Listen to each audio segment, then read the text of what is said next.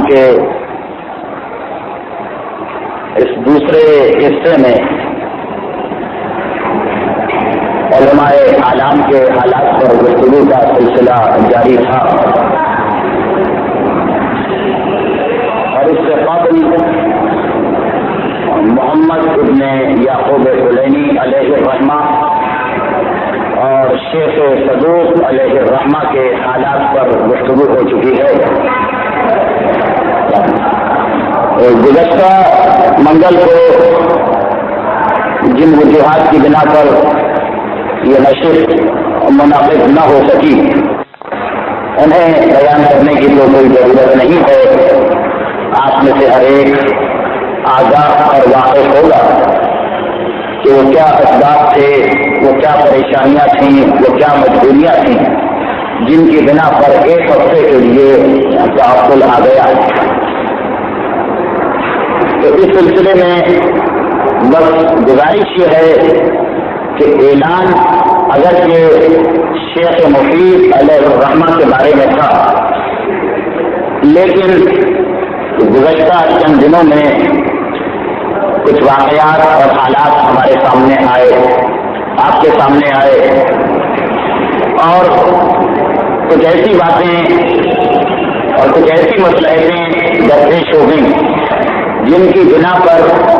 شیخ مفید کی حالات بیان کرنا اس وقت خلاف مصلحت ہے، اور 2 یا 3 ہفتے کے بعد جب حالات ذرا سکون یا نارمل ہو جائیں گے تو اس کے بعد شیخ مفید کے حالات انشاءاللہ بیان کیے جائیں گے۔ تو آج ہماری تقریر کا عنوان ہے سید مرتضیٰ اور ان کے بھائی سید رضی۔ آپ کے ذہن میں ترتیب تو ہوگی جو اس سے قبل آ چکی ہے کہ غیبت صغریٰ میں محمد ابن یعقوب کلینی سب سے پہلے نمایاں ترین عالم ہیں، ان کے حالات بیان ہوئے۔ محمد ابن یعقوب کلینی کے بعد شیخ صدوق کا زمانہ آتا ہے جو 305 یا 306 ہجری میں دعائے امام سے متولد ہوتے ہیں اور 383 ہجری میں وفات پاتے ہیں۔ شیخ صدوق کے بعد شیخ مفید کا زمانہ آتا ہے جو بغداد میں، اور وہ بغداد جو اس زمانے میں تمام دنیا اسلام کا بھی اور خصوصیت سے دنیا سیرت کا بھی سب سے بڑا مرکز تھا۔ اس بغداد کے رئیس اعظم تھے، مرجع علی قدر تھے، اور شیخ مفید کے انتقال کے بعد مرجعیت اور شیعوں کی دینی قیادت سید مرتضیٰ کو منتقل ہوئی جو شیخ مفید کے ممتاز ترین شاگرد تھے۔ تو سید مرتضیٰ کا زمانہ شیخ مفید کے فوراً بعد کا زمانہ ہے۔ جیسا کہ ہمارا دستور اور طریقہ ہے کہ ہر گفتگو کی ابتدا میں اس ہستی کے مختصراً کچھ حالات بیان کیے جاتے ہیں جس کا ذکر ہو رہا ہوتا ہے، اور یہ حالات اگر کہ عام سننے والے کے لیے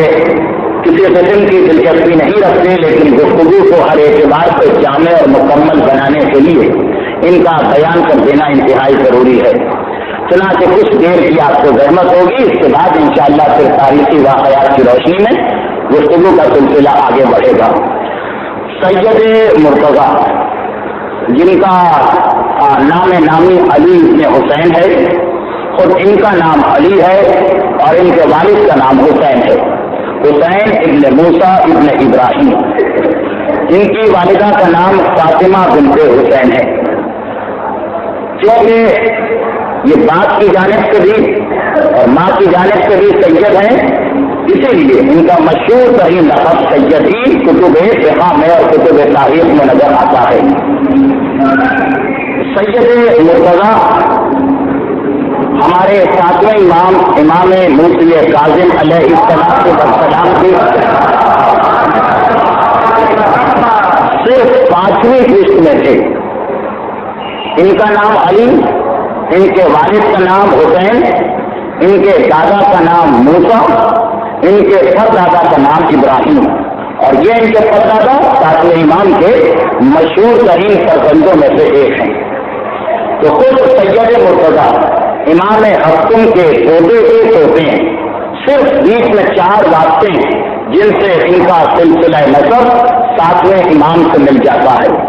اور ان کی والدہ 4تھے امام کی نسل میں ہیں، 4تھے امام کے بیٹے عمر اشرف کی اولاد میں ان کی والدہ ہیں۔ چنانچہ باپ اور ماں دونوں جانب سے نجیب الطرفین سید ہیں، سید مرتضیٰ۔ سید مرتضیٰ کی کنیت ابو القاسم ہے، اور ان کے مشہور القاب میں سب سے پہلا لقب مرتضیٰ ہے۔ اس کے علاوہ ذو المجدین، ابو السمانی اور علم الخدا، یہ سید مرتضیٰ کے مشہور ترین لقب ہے۔ سید مرتضیٰ کی ولادت 355 ہجری میں شہر بغداد میں ہوئی، اور اسی شہر بغداد میں 25 ربیع الاول سن 436 ہجری کو سید مرتضیٰ نے وفات پائی۔ 355 ہجری میں ولادت ہے، 436 ہجری میں ان کی وفات ہے، چنانچہ ان کی عمر 80 سال اور کچھ مہینے قرار پاتی ہے، تقریباً 81 سال۔ سید مرتضیٰ کو ابتدا میں انہی کے گھر میں دفن کیا گیا، اس کے بعد کچھ عرصے کے بعد ان کی میت کو ان کے جد امجد یعنی 7ویں امام کے روضے میں سونپا گیا، اور کچھ عرصہ گزرنے کے بعد وہاں سے انہیں کربلا معلیٰ میں قبر سید الشہداء کے قریب منتقل کیا گیا، اس مقام پر جہاں ان کے والد اور ان کے بھائی کی قبریں پہلے سے موجود تھیں۔ سید مرتضیٰ کے اساتذہ میں مشہور ترین نام 2 استادوں کا ہے، ایک شیخ مفید جن کا تذکرہ انشاءاللہ بعد میں ہوگا، اور ایک شیخ صدوق کے سگے بھائی حسین صدوق، شیخ صدوق کے وہ بھائی کہ جو شیخ صدوق کی طرح سے دعائے امام سے پیدا ہوئے۔ اگر گزشتہ تقریر ذہن میں ہے تو آپ کو یاد ہوگا کہ میں نے عرض کیا تھا کہ شیخ صدوق کے والد نے حسین ابن غو کے ذریعے سے امام کی خدمت میں جو عریضہ بھجوایا تھا، تو اس کے جواب میں امام نے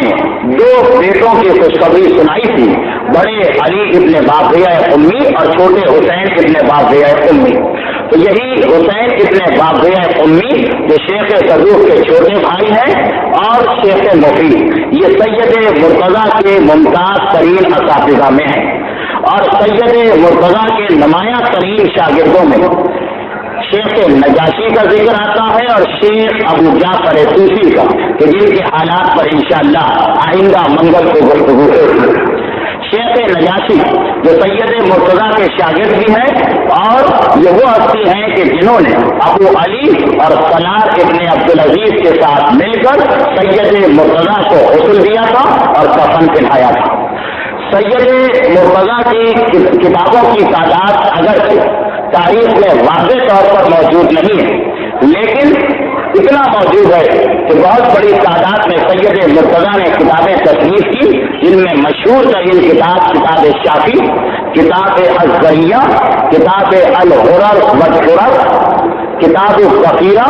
کتاب تنزیہ الانبیاء جس کا اردو ترجمہ بھی ہو چکا ہے اور بازاروں میں موجود ہے، اور ان کا ایک دیوان جس کے اندر آل محمد کی مدح میں اور واقعہ کربلا کے سلسلے میں مرثیے تقریباً 20,000 اشعار کی تعداد میں موجود ہیں، لیکن ان کی حقیقی تعداد کیا ہے ان کتب کی، اس کے بارے میں علماء اعلام اب تک کوئی اندازہ نہیں لگا سکیں۔ سید مرتضیٰ کے ان مختصر ترین حالات کے بعد جن میں ان کا نام، کنیت، لقب، والد کا نام، والدہ کا نام، ولادت کا سن، وفات کا سن، ان کی جائے ولادت، ان کی جائے وفات، ان کا مدفن، اساتذہ، شاگرد اور کتابیں، اس کے بعد صرف 2 باتیں اور رہ جاتی ہیں، اور اس کے بعد انشاءاللہ پھر واقعات کی روشنی میں گفتگو کا سلسلہ آگے بڑھے گا۔ پہلی بات یہ کہ سید مرتضیٰ کے خاندان میں 2 اور نمایاں ہستیاں ہمیں نظر آتی ہیں۔ ایک سید مرتضیٰ کی ایک صاحبزادی ہیں جو اپنے چچا سے یعنی سید مرتضیٰ کے چھوٹے بھائی کے ذریعے سے کئی احادیث کو نقل کرتی ہیں معصومین سے، اور ان سے بھی بے شمار علماء نے احادیث کو نقل کیا ہے، یعنی اپنے زمانے کی ایک عالمہ اور احادیث کی روایت کرنے والی محدثہ تھی، سید مرتضیٰ کی ایک صاحبزادہ تھی۔ اور دوسری چیز، سید مرتضیٰ کے خاندان میں ایک نمایاں ترین ہستی ان کے چھوٹے بھائی کی ہے، جن کا نام شریف رضی، اور جو سید مرتضیٰ سے 4 سال چھوٹے ہیں، یعنی سن 359 ہجری میں ان کی ولادت ہوئی، لیکن سن 405 یا 406 ہجری میں عین حالت جوانی میں 47 سال کی مختصر سی عمر میں ان کا انتقال ہو گیا۔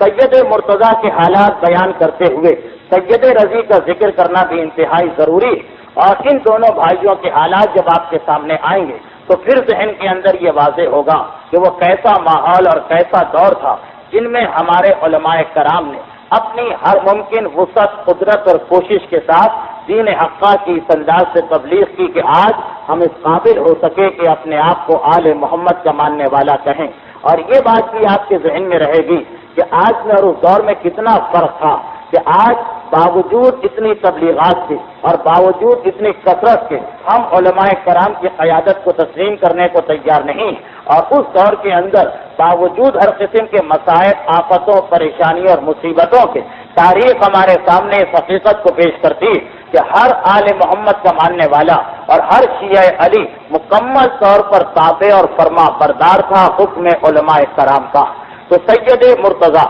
جو اپنے زمانے میں بغداد شہر کے تمام صاحبان ایمان کے حاکم حقیقی تھے، مرجع اعلیٰ تھے، اور تمام دنیا کے شیعہ سید مرتضیٰ کی تقلید میں تھے، چنانچہ سید مرتضیٰ سے مختلف شہر کے رہنے والے جو سوالات کرتے تھے، ان سوالات کو بھی شہروں کے حساب سے، مصر والوں کے سوالات، قم والوں کے سوالات، بغداد والوں کے سوالات، شہروں کے حساب سے ان سوالات اور ان کے جوابات کو جمع کر کے شائع کیا جا چکا ہے۔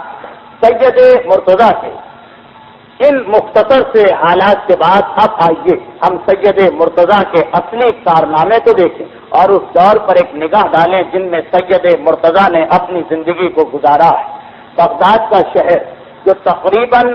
9ویں امام کے زمانے سے شیعت کا مرکز بنتا چلا جا رہا تھا، اور 10ویں اور 11ویں امام کو جب ظالم حاکموں کے ظلم کی وجہ سے بغداد چھوڑ کر سامرہ جانا پڑا، تو ہر امام نے اپنے جاتے وقت اپنا ایک نائب شہر بغداد میں مقرر کر دیا، اور غیبت صغریٰ کا جب آغاز ہوا تو یکے بعد دیگر 4 نائب امام اسی شہر بغداد میں مقیم رہے، اور اسی شہر بغداد میں انہوں نے شیعت کے مرکز کو قائم کیا۔ اور یہ شیعت کا مرکز شیخ ابو جعفر طوسی کے زمانے تک قائم رہا، جو سید مرتضیٰ کے بعد کے عالم ہیں، اور سن 4ویں صدی ہجری کے اختتام اور 5ویں صدی ہجری کے آغاز میں کسی مقام پر شہر بغداد میں شیعہ اور سنی کا وہ فساد ہوا جس کے نتیجے میں پورے محلہ سرخ کو آگ لگا کے تباہ کر دیا گیا، اور اس کے بعد شیخ طوسی کو نجف اشرف منتقل ہو جانا پڑا۔ تو سید مرتضیٰ کے شہر میں بغداد اپنے پورے عروج کے اوپر تھا، اور صاحبان ایمان جو صدیوں سے مصائب کو برداشت کر رہے تھے اب ایک مقام پر منظم طریقے سے جمع ہو چکے تھے۔ چنانچہ سید مرتضیٰ کے بارے میں خصوصی بات جو ہمیں تاریخ میں نظر آتی ہے وہ یہ کہ یہ اپنے زمانے کے مالدار ترین انسان تھے۔ سید مرتضیٰ علم و فضل میں ان کا کیا مقام تھا وہ تو آپ واقعات سنتے جائیں گے، تفصیلات آتی جائیں گی، لیکن یہ تصور نکالنے کے لیے جو آج بھی صاحبان ایمان کے ذہنوں میں برابر سے موجود ہے کہ عالم کو فقیر ہونا ہی چاہیے، ٹوٹے ہوئے مکان میں رہنا ہی چاہیے، کوئی کام ایسا کرنا ہی نہیں چاہیے کہ جس کی وجہ سے اس کی زندگی میں خوشحالی آ جائے، اگر خدا اسے کوئی نعمت عطا بھی کرے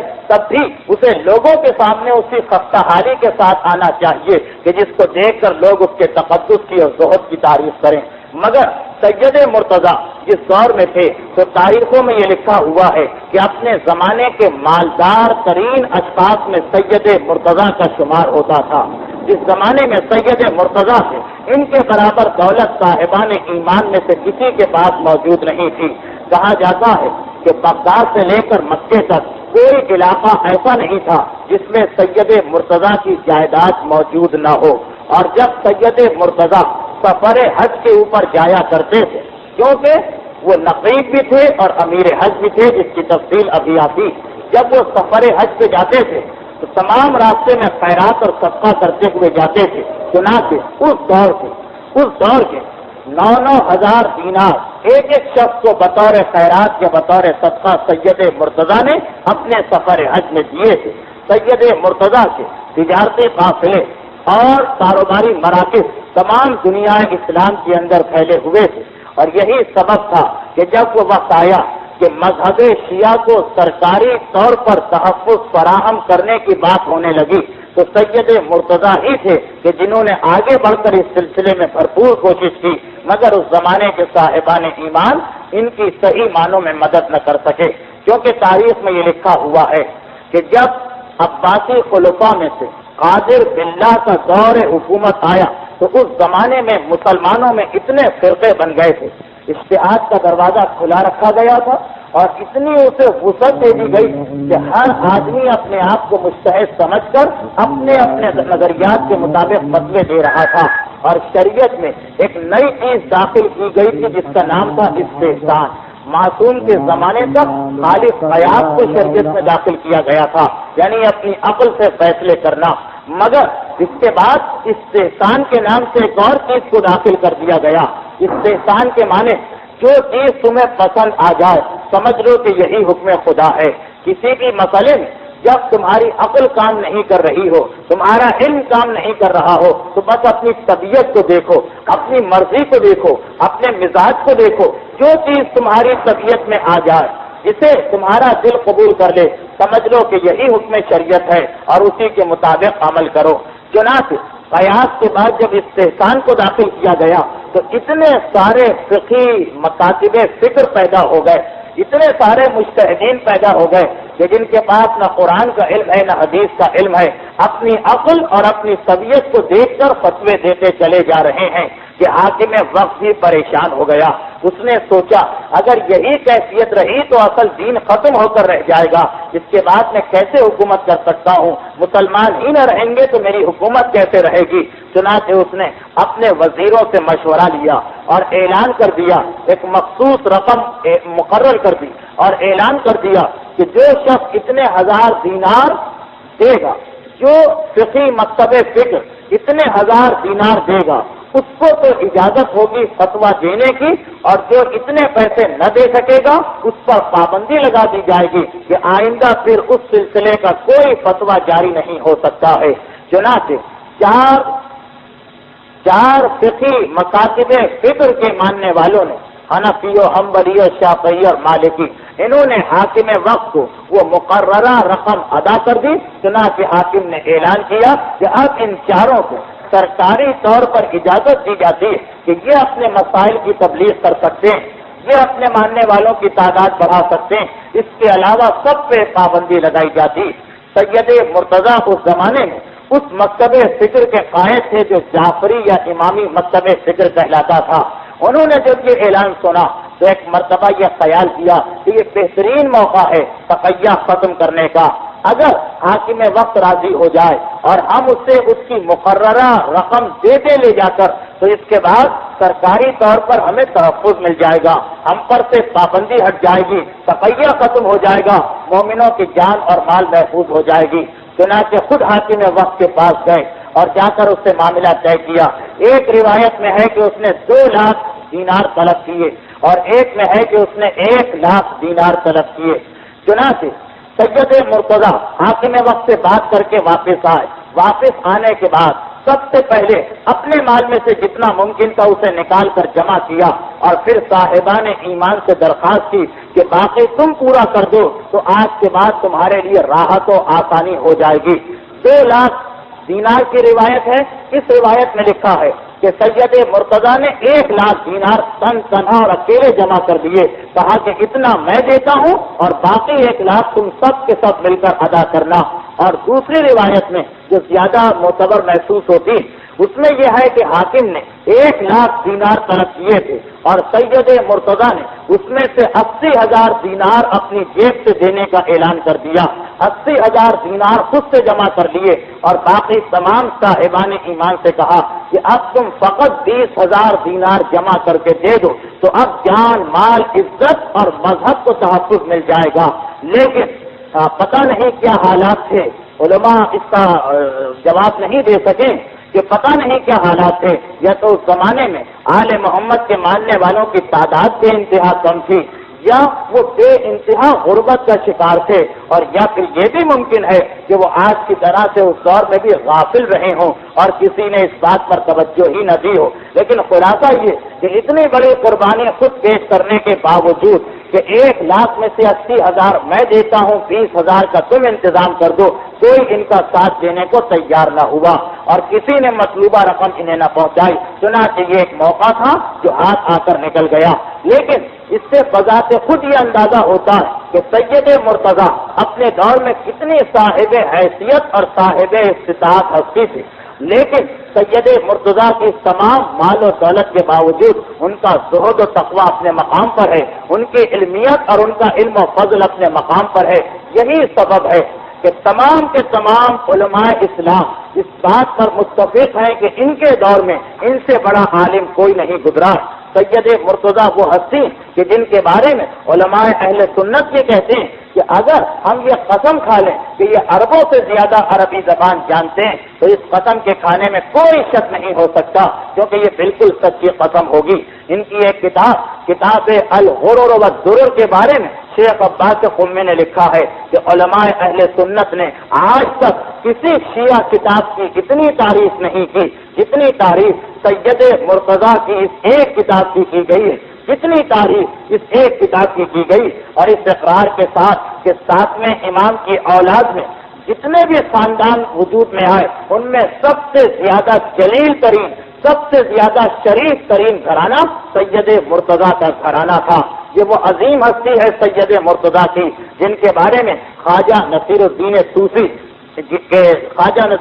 طوسی خود ہماری ایک تقریر کا عنوان اور موضوع بنیں گے. خواجہ نصیر الدین طوسی اپنے زمانے کے بے مثال فلسفی اور جن کے بارے میں کہا جاتا ہے کہ ان سے زیادہ مذہب حقہ کی تبلیغ کسی شخص نے نہیں کی ہے اب تک. وہ خواجہ نصیر الدین طوسی کہ انہی کے بارے میں یہ کہا جاتا ہے کہ انہوں نے دنیا کی وحشی ترین قوم کے دلوں کو مسخر کر کے انہیں مسلمان بنایا، یعنی یہ منگول قوم. تو خواجہ نصیر الدین طوسی جن کے شاگرد علامہ ہلی کا نام تو ہمارا بچہ جانتا ہے. خواجہ نصیر الدین طوسی کے بارے میں مشہور تھا کہ جب کبھی وہ درس دیتے تھے، سبق پڑھایا کرتے تھے اپنے شاگردوں کو، اگر سید مرتضیٰ کا نام آ جاتا تھا تو فوراً کہتے تھے کہ صلوات اللہ علیہ، ان پر خدا کا درود و سلام ہو. اور اس کے بعد اپنے تمام شاگردوں کو جن میں بڑے بڑے فقہاء، مجتہدین اور قاضی موجود ہوتے تھے انہیں دیکھ کر کہتے تھے کہ بے شک کیوں نہ درود بھیجا جائے. سید مرتضیٰ کی شخصیت اور ہستی ہی ایسی ہے کہ ان پر درود و سلام ہر شخص کو بھیجنا چاہیے. یہ خود ایک فقیہ اور ایک فلسفی اور ایک مجتہد کی بات ہے. تو کتنی عظمت ہے سید مرتضیٰ کے اندر کہ علماء تذکرہ کرتے ہیں تو ان کے اوپر درود و سلام بھیج کر ان کا تذکرہ کرتے ہیں. اور جیسا کہ میں اس سے قبل کی متواتر 2 تقریروں میں بیان کر چکا ہوں،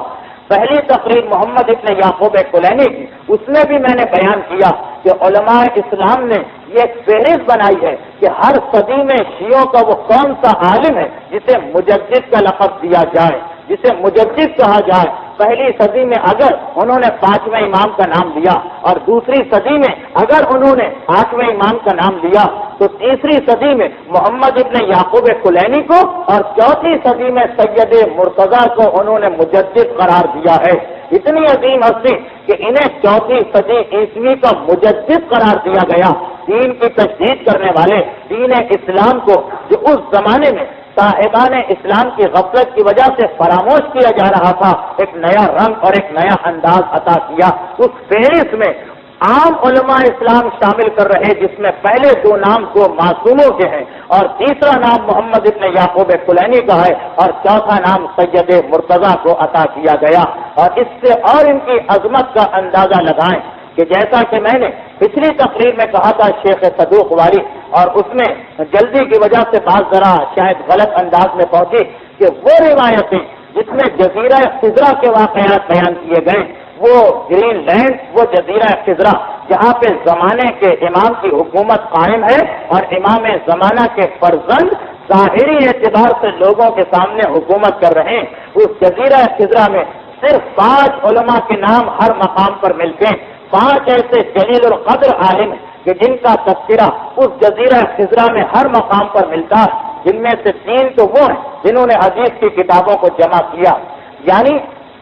محمد ابن یعقوب کلینی، شیخ صدوق جن 2 کا تذکرہ ہو گیا، اور ابو جعفر طوسی جن کا ذکر آئندہ ہوگا،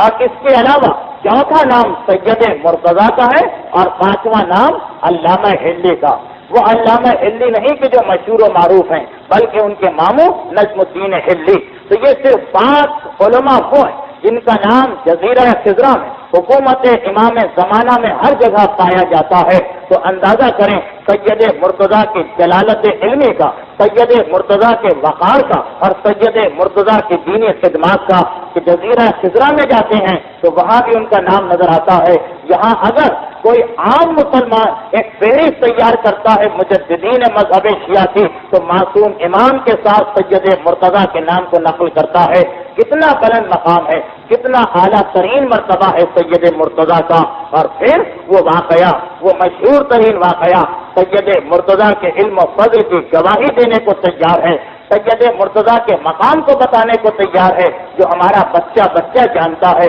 وہ مشہور ترین واقعہ کہ شیخ مفید سو رہے ہیں، بستر پہ دراز ہیں، دن بھر کی محنت و مشقت کے بعد رات کو آرام کر رہے ہیں کہ ایک مرتبہ خواب میں دیکھا کہ رسول کی بیٹی فاطمہ آ رہی ہیں، اس کیفیت کے ساتھ کہ ایک ہاتھ میں حسن کی انگلی ہے،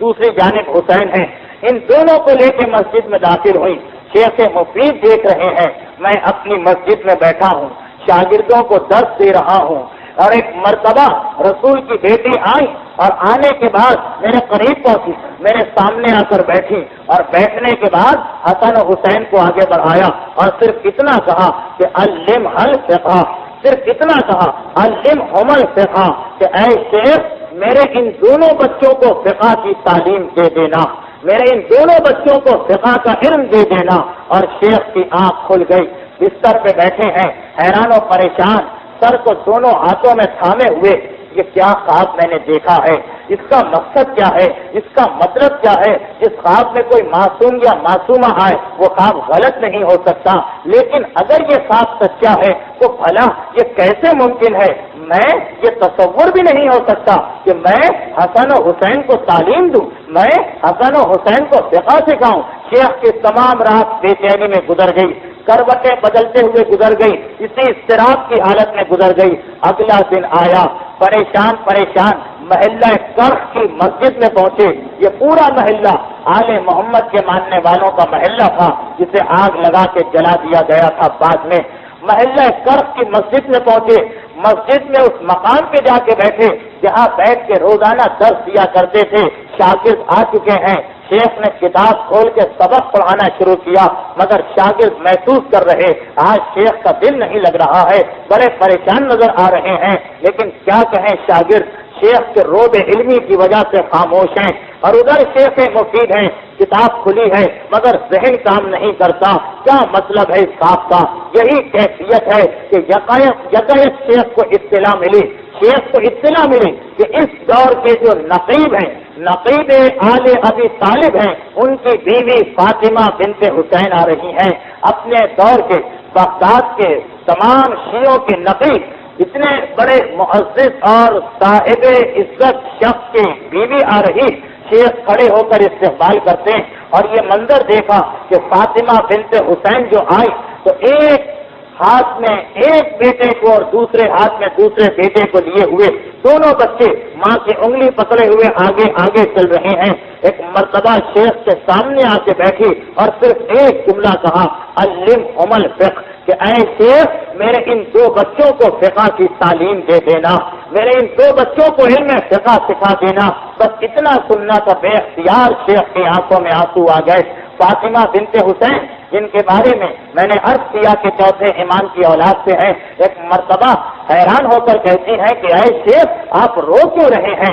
میں اپنے بچوں کو لے کے آئی، تعلیم دینے کی بات کی اور شیخ کی آنکھوں میں آنسو آ گئے۔ شیخ نے روتے روتے صرف اتنا کہا کہ رات کو میں نے خواب دیکھا تھا، یہ کہہ کے اپنا پورا خواب سنا دیا اور سمجھ گئے کہ ان دو بچوں پر خاص طور پر جناب سیدہ کا فضل اور برکت ہے اور ان کی خواہش ہے کہ انہیں خصوصیت کے ساتھ تعلیم دی جائے۔ میں اس سے قبل عرض کر چکا ہوں کہ یہ دو بچے کون ہیں؟ جو نجیب الطرفین سید تھے، ساتویں امام کے پوتے کے پوتے اور ان کی والدہ چوتھے امام کی اولاد میں، ایک کا نام سید مرتضیٰ اور ایک کا نام سید رضی تھا۔ شیخ مفید نے ان دونوں بچوں کو اپنی شاگردی میں لیا اور اس کے بعد اتنی محنت کے ساتھ دونوں کو پڑھایا کہ ایک سید مرتضیٰ علم الہدا قرار پائے کہ جن کا ذکر آپ سماعت فرما رہے، اور دوسرے شریف رضی سید رضی قرار پائے کہ جن کے کمال کا اندازہ آپ اس سے کریں، سید رضی کی عظمت کا اندازہ آپ اس سے کریں کہ سید رضی جو بہت مختصر عمر پائی، 45 سال کی مختصر ترین عمر، اور اس مختصر ترین عمر میں ایک ایسا کام کر کے گئے جو رہتی دنیا تک یادگار رہے گا۔ انہوں نے ارادہ کیا کہ امیر المومنین کے تمام خطبات کو اور تمام کتب کو اور تمام نصیحتوں کو جمع کیا جائے اور جتنے انہیں مل سکے انہیں جمع کر کے کتاب مرتب کی جس کا نام نہج البلاغہ ہے، جسے اخ القرآن بھی کہا جاتا ہے، قرآن کا بھائی، نہج البلاغہ جیسی عظیم کتاب کو مرتب کیا تو عظمت کا اندازہ کریں کہ بعض علماء اسلام نے شک و شبہ کا اظہار کیا ہے اور کہا ہے کہ ایسا لگتا ہے کہ یہ کتاب سید رضی نے خود لکھی اور لکھنے کے بعد علی کے نام سے منسوخ کر دی۔ اب اگرچہ اس اعتراض کا جواب آپ کو نہج البلاغہ کے ہر ترجمے کے شروع میں ملے گا دلائل کے ساتھ، لیکن میں اتنا عرض کرنا چاہ رہا کہ اندازہ کریں سید مرتضیٰ کے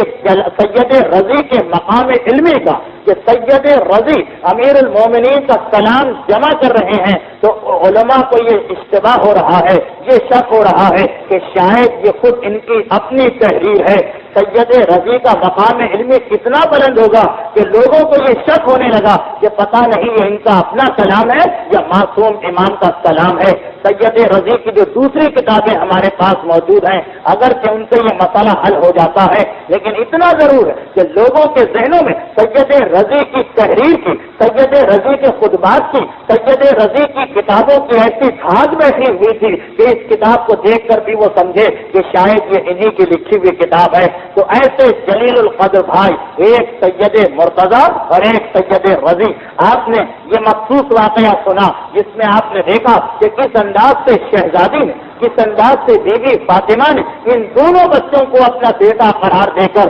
خصوصی فرمائش کی تھی شیخ مفید سے کہ انہیں فقہ کی تعلیم دی جائے۔ لیکن اس کے بعد جب ان کی زندگی کے مزید حالات ہمارے سامنے آتے ہیں تو پتہ چلتا ہے کہ کس منزل کے اوپر یہ فائز تھے۔ سید مرتضیٰ کا ایک لقب ہے علم الہدا۔ علم الہدا کا مقصد ہے ہدایت کا علم، ہدایت کی نشانی، ہدایت کا جھنڈا۔ چنانچہ اس کے بارے میں بھی تاریخ ایک واقعہ بتاتی ہے کہ یہ لقب انہیں کیوں ملا، یہ لقب انہیں کیسے ملا۔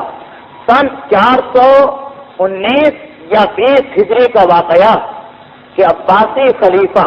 قادر باللہ کا وزیر اعظم بیمار پڑا،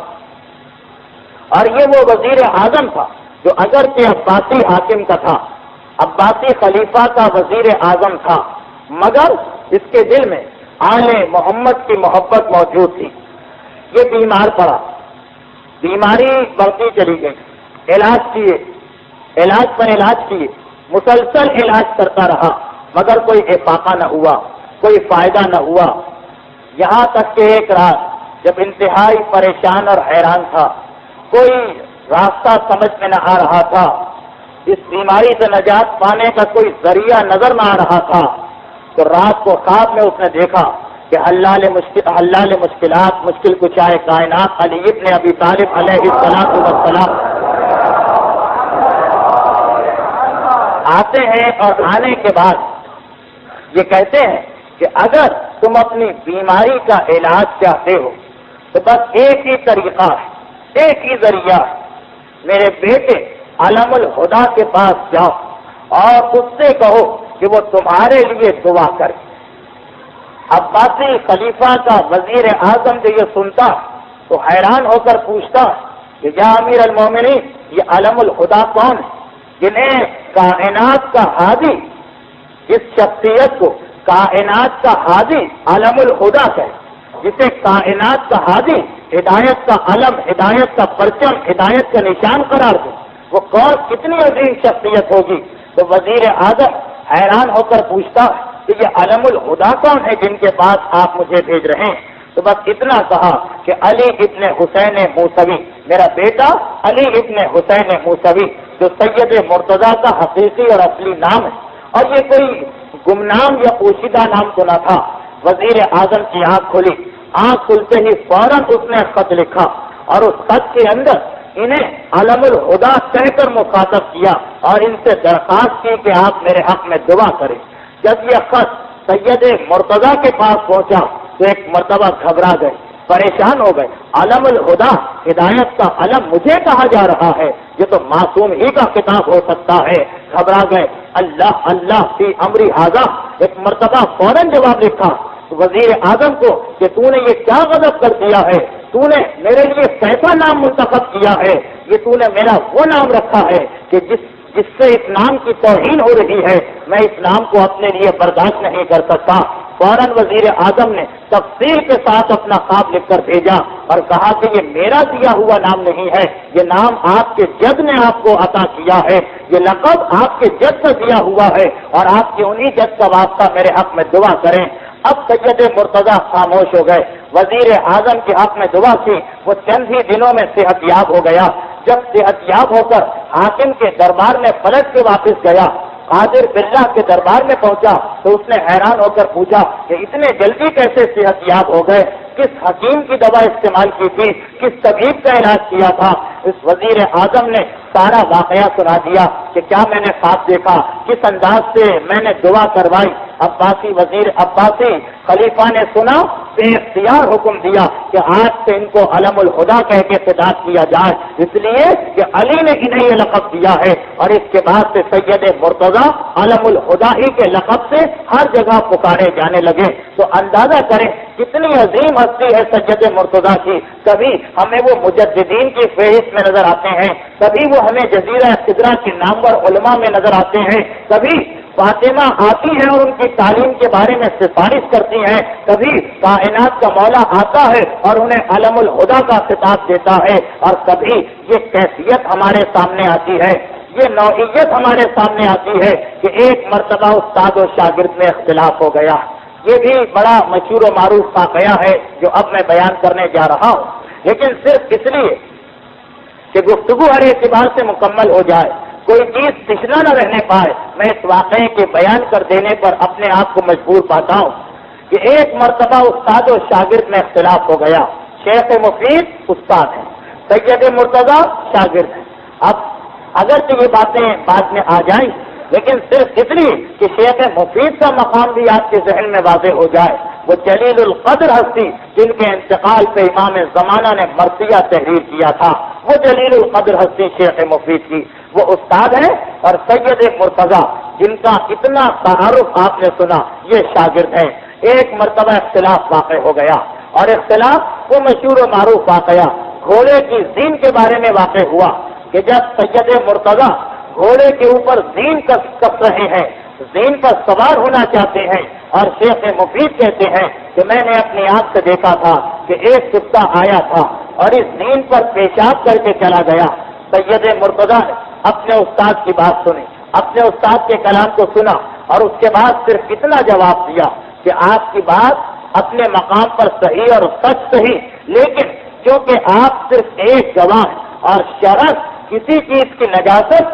2 گواہوں سے ثابت ہوا کرتی ہے، جب تک کہ دوسرا گواہ نہیں ملے گا میں اسے پاک سمجھوں گا۔ استاد کا اصرار میں نے آنکھوں سے دیکھا ہے، میری آنکھوں دیکھی گواہی ہے، اور شاگرد کا یہ کہنا کہ میرا فتویٰ یہی ہے کہ کم سے کم 2 گواہ ہونے چاہیے تب نجاست ثابت ہوگی۔ اب اگرچہ شیخ مفید استاد ہے، لیکن سید مرتضیٰ ان کو معلوم ہے کہ وہ احترام اور عزت اپنے مقام پر، مگر شریعت کے مسئلے میں ہر آدمی اپنے اپنے فتوے کے مطابق عمل کرے گا۔ اختلاف بڑھا، پھر یہ پایا کہ خود امیر المومنین سے اس مسئلے کا حل دریافت کیا جائے۔ اب تاریخوں میں اختلاف ہے کہ کس انداز سے یہ مسئلہ پہنچایا گیا اور کس انداز سے جواب آیا۔ بعض علماء نے لکھا کہ جب یہ اختلاف بڑھا تو طے پایا کہ دونوں بغداد سے نجف جائیں گے اور ایک کاغذ کے اوپر یہ تحریر کر دیں گے پورا مسئلہ اور اس کو زرعی میں ڈال دیں گے۔ چنانچہ ایسا ہی کیا گیا، زرعی میں ڈال دیا گیا،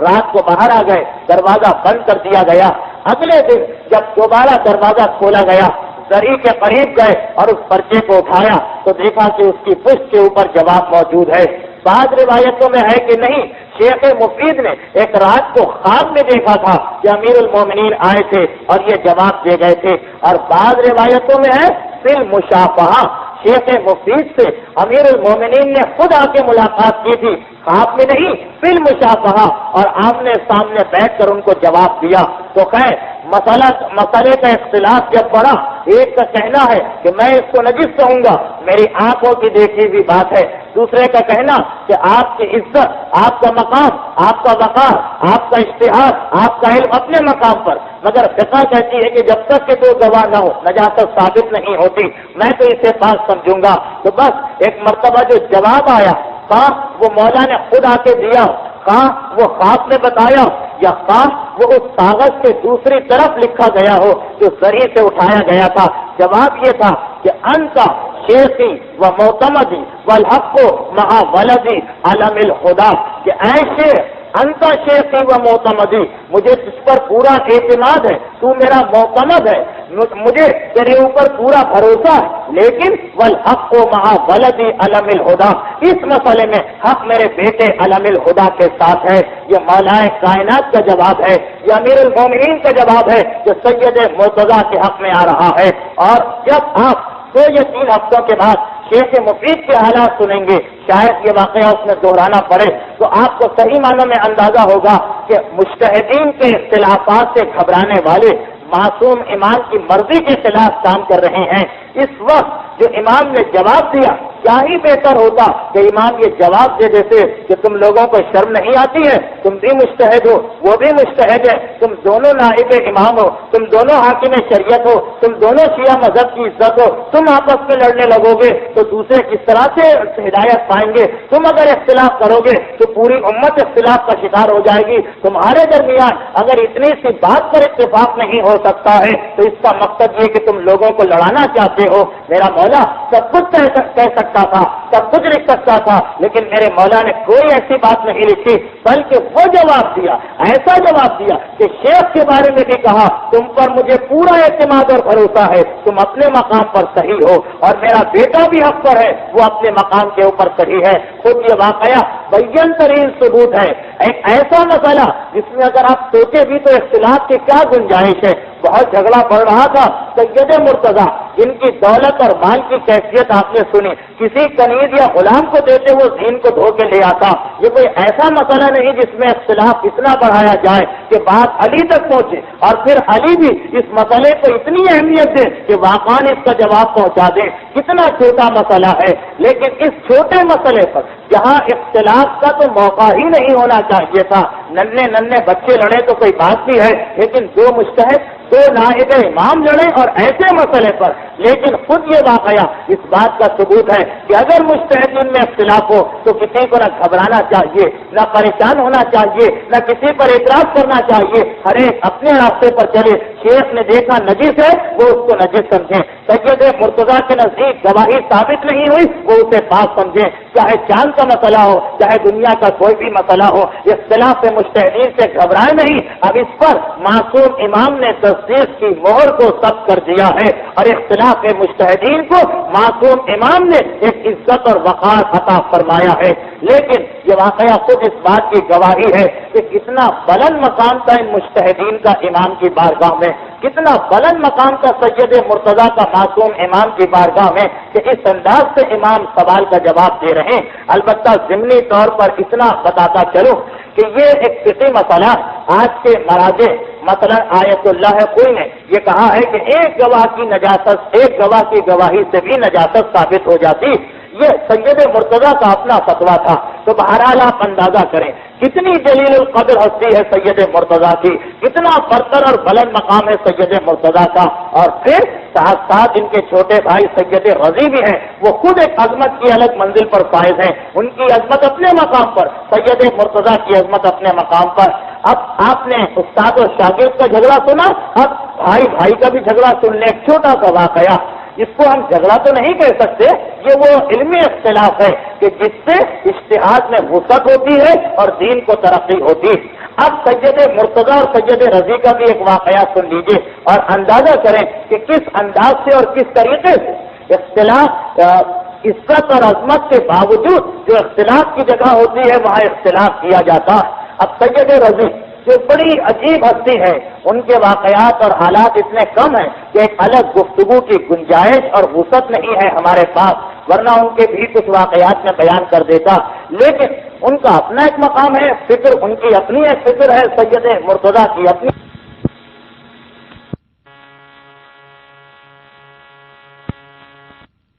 ان کی سیرت میں اختلاف نظر آتا ہے، علی اور حسن کی سیرت میں اختلاف نظر آتا ہے، ایک کا دسترخوان کھلا ہوا ہے، خیرات ہو رہی ہے، اور دوسری جگہ زہد و تقوی کی انتہائی منزل نظر آتی ہے۔ وہی کیفیت سید رضی اور سید مرتضیٰ کی بھی تھی۔ چنانچہ تاریخوں میں لکھا کہ عباسی وزیر اعظم کا کاتب نقل کرتا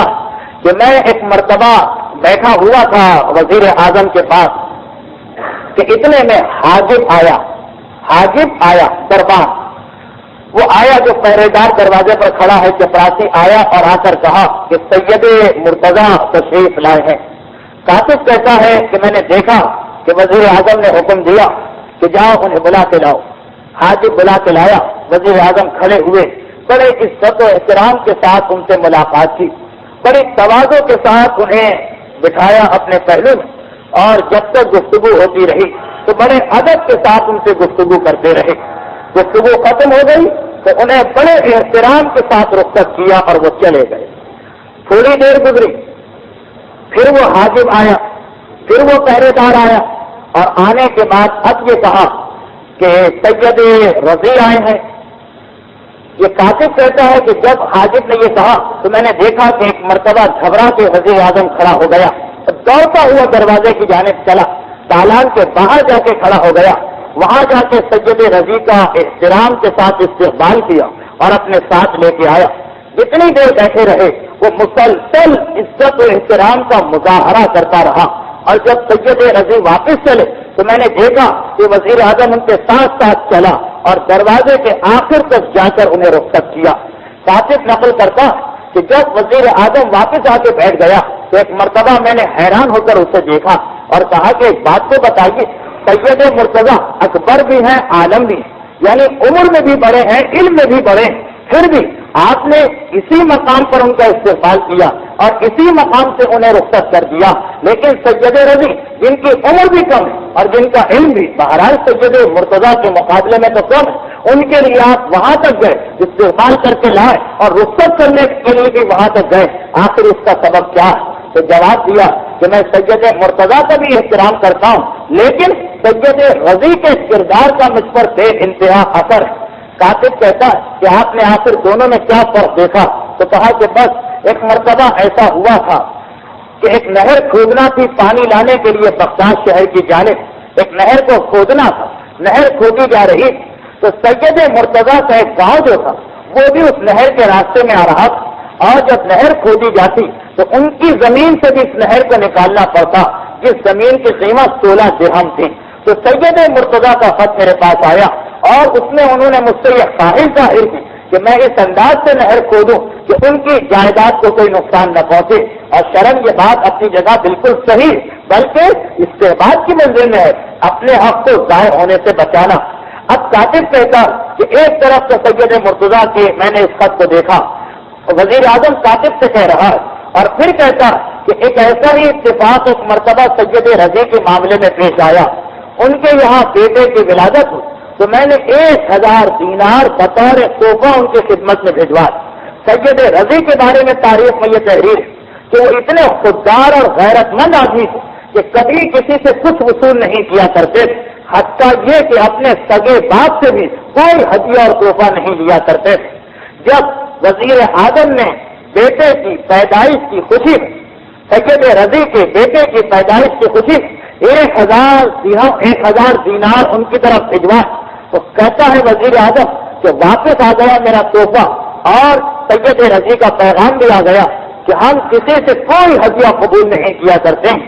میں نے دوبارہ یہ 1000 دینار بھجوائے اور کہا کہ یہ میں آپ کو نہیں بھجوا رہا، یہ میں اس بیٹے کے لیے بھجوا رہا ہوں کہ جو آپ کے یہاں پیدا ہوا، میرا اس کا معاملہ آپ سے کوئی تعلق نہیں۔ تھوڑی دیر کے بعد پھر واپس آ گئے 1000 دینار، اور سید رضی کا پیغام آیا کہ وہ میرا بیٹا ہے اور میری طرح وہ بھی کسی سے کوئی ہدیہ قبول نہیں کیا کرتا۔ میں نے تیسری مرتبہ پھر یہ 1000 دینار بھجوائے اور کہا کہ اب میں بھجوا رہا ہوں یہ پیسے اس دائی کے لیے جس نے بچے کی ولادت میں مدد کی، یہ آپ اس کو دے دیجیے۔ ایک مرتبہ پھر واپس آ گئے 1000 دینار، اور سید رضی نے یہ کہلوا دیا کہ ہمارے یہاں بچے کی ولادت کے وقت کسی دائی کو نہیں بلایا جاتا، ہمارے خاندان کی بوڑھی عورتیں اس مقام پر کھڑی ہوتی ہیں، اور ہمارے خاندان کا کوئی شخص بھی، ہاں مرد ہو یا عورت، کسی سے کوئی ہدیہ قبول نہیں کرتا، اس لیے اسے واپس لے لے۔ اب وزیر اعظم کہتا کہ میں نے چوتھی مرتبہ پھر 1000 دینار بھجوائے اور کہا کہ یہ ان طالب علموں کے لیے بھجوا رہا ہوں جو آپ کے یہاں آ کر سبق پڑھا کرتے ہیں، اس کا آپ سے کوئی تعلق نہیں۔ اب جب یہ پیغام پہنچا تو سید رضی نے ایک مرتبہ وہ پیسے 1000 دینار اٹھا کے سامنے رکھ دیے طالب علموں کے اور کہا کہ یہ پیغام ہے، تمہارے لیے آئیں، جس کی مرضی جو دل چاہے لے لو۔ تو اب وہ کاتب کہتا ہے کہ وزیر اعظم نے مجھ سے کہا کہ 1000 دینار پہنچ گئے تھے طالب علموں کے پاس جن کی زندگی ویسے ہی غربت کا شکار ہوتی، لیکن سوائے ایک طالب علم کے کسی نے ہاتھ نہیں بڑھایا۔ صرف ایک طالب علم آگے بڑھا، اس نے دینار کو اٹھایا، دینار میں سے تھوڑا سا اس نے کاٹا، سونے کا دینار، تھوڑا سا اس نے ٹکڑا کاٹا، وہ کٹا ہوا ٹکڑا رکھ لیا اور باقی دینار واپس اسی تھیلی میں ڈال دیا۔ سید رضی نے ایک مرتبہ اسے دیکھا اور پوچھا کہ تم نے اتنا تو یہ دینار کیوں لیا؟ تو اس نے جواب دیا کہ کل رات کو جب میں پڑھ رہا تھا تو چراغ میں، وہ چراغ جس کی روشنی کی مدد سے میں پڑھ رہا تھا، اس میں تیل ختم ہو گیا تھا اور میرے پاس اس وقت کوئی پیسہ نہیں تھا کہ میں تیل خرید سکتا، اور وہ خزانہ بند ہو چکا تھا۔ سید رضی کے بارے میں تاریخوں میں لکھا کہ انہوں نے باقاعدہ کئی مکانات تعمیر کروائے تھے اپنے شاگردوں کے لیے، جن کا نام تھا دارالعلم، اور ایک خزانہ مقرر کیا تھا جس میں شاگردوں کی سہولت اور ضرورت کی ہر چیز اور ہر قسم کا پیسہ موجود رہتا تھا۔ تو یہ شاگرد کہتا کہ رات کے وقت تیل ختم ہو گیا، خزانہ بند ہو چکا تھا، چابی اس کی آپ کے پاس تھی، آپ کے پاس میں پہنچ نہیں سکتا تھا، تو میں بازار گیا اور ایک تیل والے سے قرضے پر تھوڑا سا تیل لے کے آیا اور چراغ جلا کر میں نے تمام رات پڑھائی کو جاری رکھا۔ اب میں اس قرضے میں جا کر اس کو ادا کروں گا۔ بس اس کے بعد یہ پورے کے پورے پیسے مجھے بھجوا دیے واپس۔ تو میرے ذہن میں یہ خیال ہے، وزیر اعظم اپنی عقل سے کہہ رہا ہے، اگر کہ غلط کہہ رہا مگر اپنی عقل سے، کہ وہ سید مرتضیٰ نے 16 درہم کے لیے مجھے خط لکھا اور یہ سید رضی تھے کہ 1000 دینار میں نے بھجوائے، انہوں نے لینے سے بالکل انکار کر دیا۔ اب تاریخ میں یہ بھی ہے کہ اس کے بعد سید رضی نے حکم جاری کیا کہ جتنے شاگرد ہیں خزانے کی اتنی چابیاں بنوائی جائیں اور ہر شاگرد کو ایک ایک چابی دے دی جائے تاکہ آئندہ اس کے بعد کسی کے سامنے انہیں ہاتھ پھیلانے کی ضرورت نہ پڑے۔ تو سید رضی لیکن اتنے زہد و تقوی کے ساتھ بھی ایسا بھی نہیں کہ بالکل خشک مزاج آدمی تھے، ان کے لطائف، ان کے دلچسپ واقعات وہ سب کے سب تاریخوں میں موجود ہے۔ چنانچہ ان کا ایک مشہور واقعہ تاریخوں میں لکھا ہوا ہے کہ وہی عباسی خلیفہ قادر باللہ ایک مرتبہ وہ مسجد میں منبر پر خطبہ دے رہا تھا جو اس زمانے میں ہر خلیفہ کو دینا پڑتا تھا۔ سید رضی نیچے بیٹھے تھے، موجود تھے وہاں پہ، اور خلیفہ کے ذہن میں یہ شک تھا کہ شاید سید رضی خود بھی خلافت کی تمنا رکھتے ہیں۔ سید رضی بیٹھے ہوئے تھے، خلیفہ کے خطبے سے انہیں کیا سروکار، چنانچہ وہ اپنی داڑھی سے کھیل رہے تھے اور بار بار داڑھی کے بالوں کو موڑ کر ناک کے قریب لا رہے تھے۔ خلیفہ نے منبر سے یہ دیکھا، ایک مرتبہ مذاق کی حالت میں کہنے لگا کہ شاید تم اپنی داڑھی میں خلافت کی خوشبو کو سونگ رہے ہو۔ ایک مرتبہ سید رضی نے جواب دیا کہ ہرگز نہیں، میں اپنی داڑھی میں نبوت کی خوشبو کو سونگ رہا ہوں، اس لیے کہ میں پیغمبر خدا کی اولاد میں سے ہوں۔ تو سید رضی اس زہد و تقوی کے باوجود ایک زاہد خوش نہیں تھے، وقت مذاق بھی کرتے تھے، وقت تفریح بھی کرتے تھے، لیکن خیر میرا موضوع کیونکہ سید مرتضیٰ، اس لیے میں واپس آتا ہوں اپنے موضوع پر۔ تو یہ سید رضی جن کا یہ بلند ترین رتبہ اور مقام آپ نے دیکھا، ان کا بھی ایک مرتبہ اپنے بھائی سے اختلاف ہو گیا تھا۔ روایت میں یہ ہے کہ سید مرتضیٰ مسجد میں نماز پڑھا رہے تھے، نماز میں مشغول تھے، نماز پڑھا رہے تھے، اور ان کے پیچھے سید رضی نماز پڑھ رہے تھے، بڑے بھائی آگے اور چھوٹے بھائی پیچھے، عمر میں بھی بڑے ہیں، علم میں بھی بڑے۔ سید مرتضیٰ کے علم کا کوئی انکار کر ہی نہیں سکتا۔ نماز پڑھتے پڑھتے رکوع کی کیفیت آ گئی، دونوں بھائی اور پورے نمازی رکوع میں چلے گئے۔ رکوع سے جب اٹھے تو لوگوں نے محسوس کیا کہ سید رضی جماعت سے الگ ہو گئے، فرادہ کی نیت سے نماز پڑھ رہے ہیں، ان کی نماز فرادہ ہو گئی۔ جب نماز ختم ہوئی تو دونوں بھائی گھر کی جانب چلے، گھر میں داخل ہوئے تو ایک مرتبہ سید مرتضیٰ گھر میں داخل ہوئے، ماں بیٹھی تھی، ماں سے شکایت تھی کہ دیکھیے آج مسجد میں سید رضی میرے پیچھے نماز پڑھتے پڑھتے جماعت سے ہٹ کر فرادہ کی نیت کر کے فرادہ نماز پڑھنے لگے۔ اب یہ علمی گھرانہ، علمی خاندان اور انتہائی معزز گھرانہ، ایک مرتبہ سید رضی نے شکایت کیا کہ شکایت نہیں، بھائی بھائی کی بات ہے۔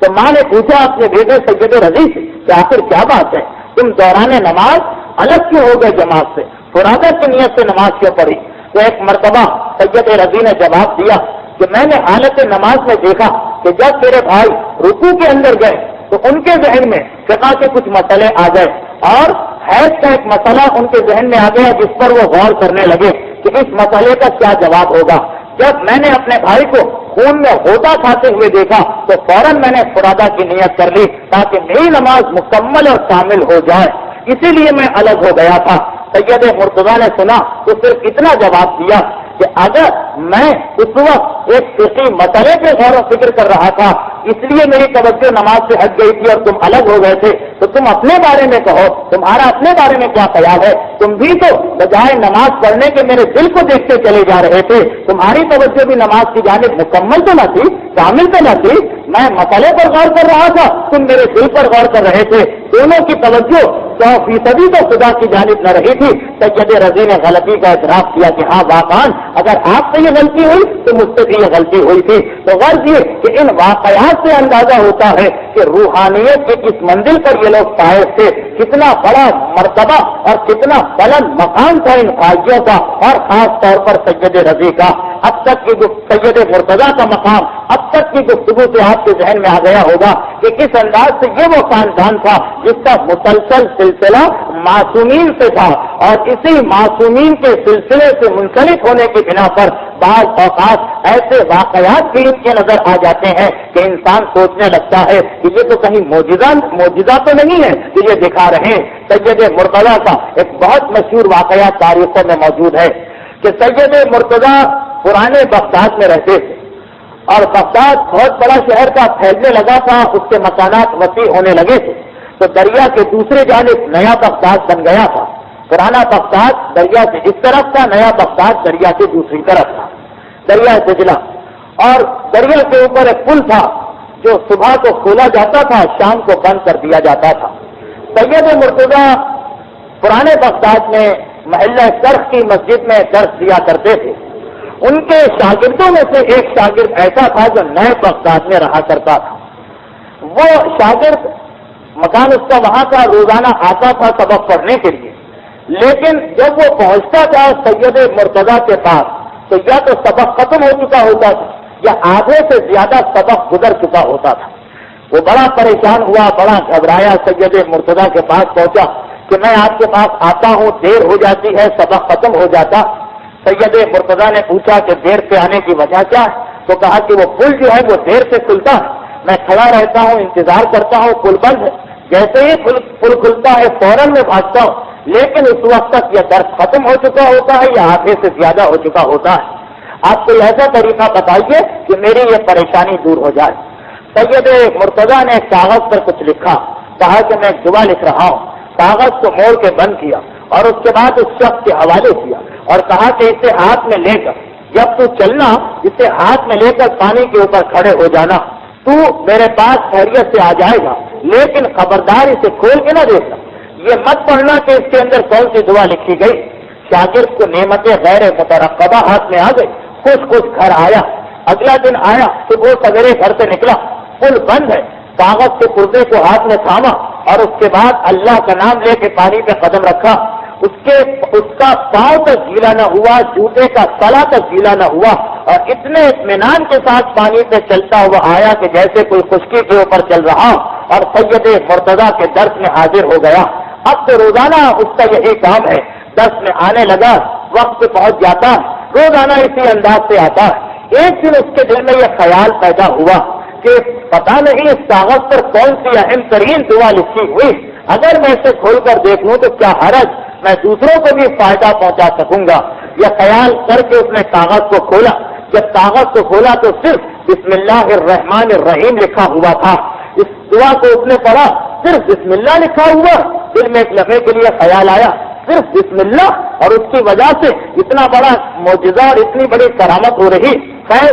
اگلا دن آیا، اسی کاغذ کو بند کر کے چلا، دریا کے قریب پہنچا اور دریا میں قدم رکھنا چاہتا ہے، مگر اب جو قدم رکھا تو قدم پانی کے اندر داخل ہوتا چلا گیا، ڈوبنے کا امکان پیدا ہوا، بڑی پریشانی کے ساتھ باہر نکلا، اور جب سید مرتضیٰ کے پاس پہنچا تو اگرچہ سید مرتضیٰ سے کچھ نہیں کہا، مگر سید مرتضیٰ نے دیکھتے ہی کہا کہ تو نے میرے حکم کی خلاف ورزی کیوں کی تھی، اب اس دعا کا تیرے لیے کسی قسم کا کوئی اثر نہیں ہے۔ تو اندازہ کریں کتنی جلیل القدر ہستی ہے سید مرتضیٰ کی، کیسی عظیم الشان ہستی ہے سید مرتضیٰ کی، کہ واقعی وہ کرامتیں ہمیں نظر آ رہی ہیں کہ جن کے اوپر یہ احتمال ہو سکتا ہے کہ یہ تو معصوم امام ہی ان چیزوں کو دکھا سکتا ہے، لیکن سید مرتضیٰ کی عظیم ہستی ہمیں نظر آتی ہے کہ وہ اس انداز سے حقیقتاً یہ پتہ چلتا ہے کہ کوئی نائب امام ہے، حقیقتاً اندازہ ہوتا ہے کہ یہ ہے نائب امام جن کے ذریعے سے دین حق کا ہم تک پہنچا۔ سید مرتضیٰ کے بارے میں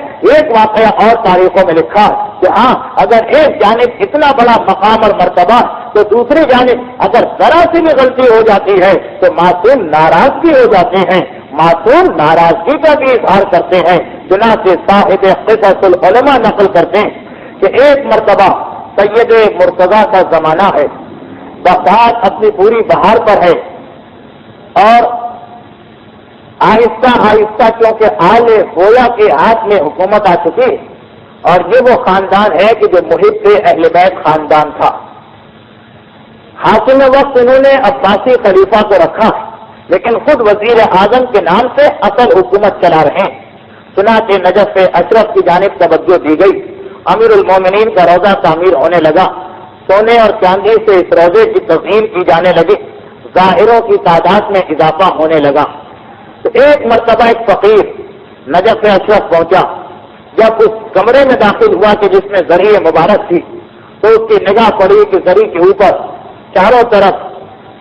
قندیلیں لٹک رہی ہیں، سونے اور چاندی کی بنی ہوئی۔ پتہ نہیں کس قسم کا اور کہاں کا رہنے والا فقیر تھا،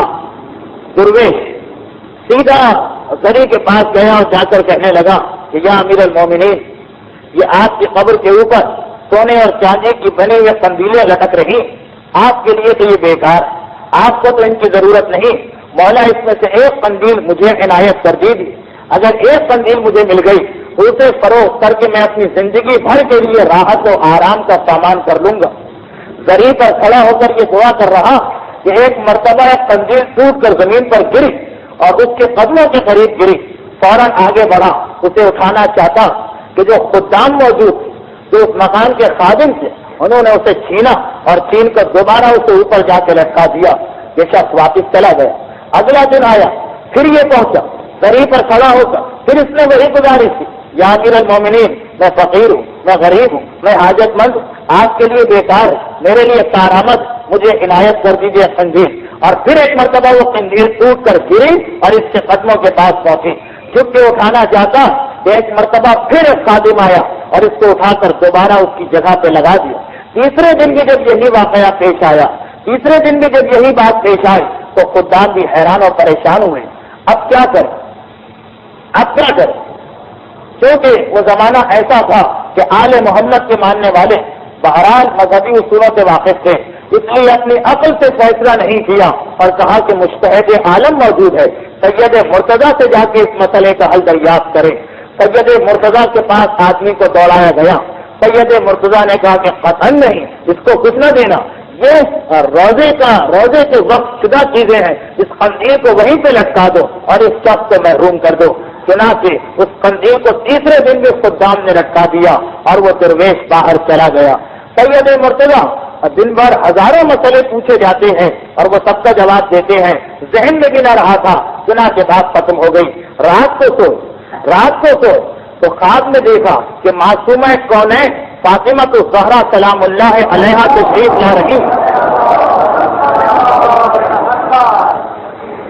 لا رہی اور آنے کے بعد سید مرتضیٰ کو دیکھا اور دیکھنے کے بعد کہا